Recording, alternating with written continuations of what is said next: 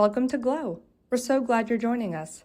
Before you dive into the program, we want to give you a little bit of context about anxiety, about what tends to make it stick around, and about the program you're about to start.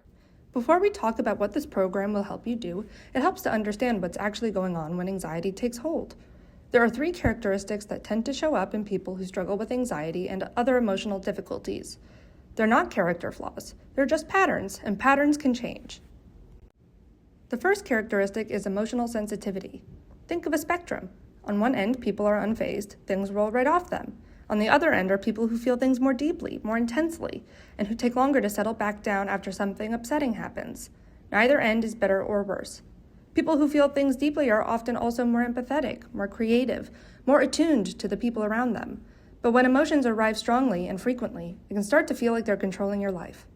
The second characteristic is what happens right after you feel something intensely, when you might have a negative reaction to emotion itself.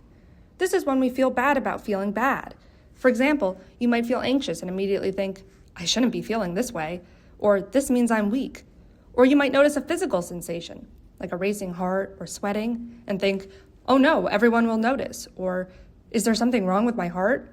Sometimes it's not even a thought, but just the sense that anxiety itself is dangerous, or a sense of judgment towards yourself for feeling it. Having these negative reactions to your own emotions is one of the things that turns anxiety in the moment into longer-term anxiety that won't go away. Because when we treat our emotions as threats, we don't just feel the original anxiety, we also feel bad about feeling it. That adds a whole second layer of distress on top. The emotion gets bigger, not smaller. And so, almost inevitably, we get to the third characteristic, avoidant coping.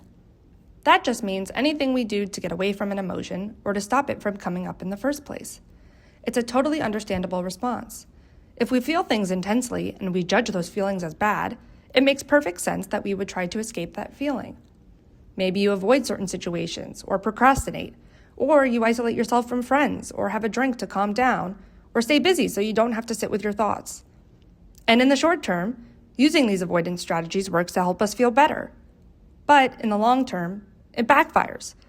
When we avoid the things that make us anxious, we never get the chance to learn that we can actually handle them. The anxiety doesn't shrink, it comes back bigger, and the list of things we're avoiding quietly grows. Together, these 3 characteristics form a cycle. Intense emotions arrive, we react to them with judgment or alarm, that reaction makes the emotion feel worse. So we avoid the thing that scares us, or we try to numb the feeling. But it only works in the short term, and it keeps the emotions coming back stronger than ever, and the cycle continues. The good news is that once you can see the cycle, you can start to change it, and that's exactly what this program is designed to help you do. This program teaches 4 skills, 1 for each week. Each skill directly targets a part of the cycle we just described. And here's a quick overview of what's coming up. We usually start with emotional awareness and mindfulness. This helps you handle that emotional intensity we talked about so you don't feel hijacked by your feelings. Then we move to cognitive restructuring. This targets those negative reactions. It helps you catch those harsh thoughts like, I'm weak, and flip the script. The last 2 parts are behavioral avoidance and behavioral activation. These give you a step-by-step way to stop avoiding and start re-engaging with the things that really matter to you. Now, the way you learn these skills is unique. It's not like a standard class. It is designed to fit into the busy schedules people have. 1 exercise a day, 10 minutes. That's all it takes. Meet Christine. Throughout this program, you'll be following the journey of Christine, someone who has been struggling with anxiety and has just started working with a therapist named Dr. Mason. On some days, you'll watch a short video of Christine in her therapy session so you can see how it works in real life. On other days, you'll practice the very same skill yourself using an interactive exercise designed around what you just watched Christine learn. There are even some immersive stories filmed in 360-degree video. They are actually pretty fun, and they help you practice the skills in a different way if you have virtual reality goggles. But if you don't have one, no problem at all. They work as regular videos too.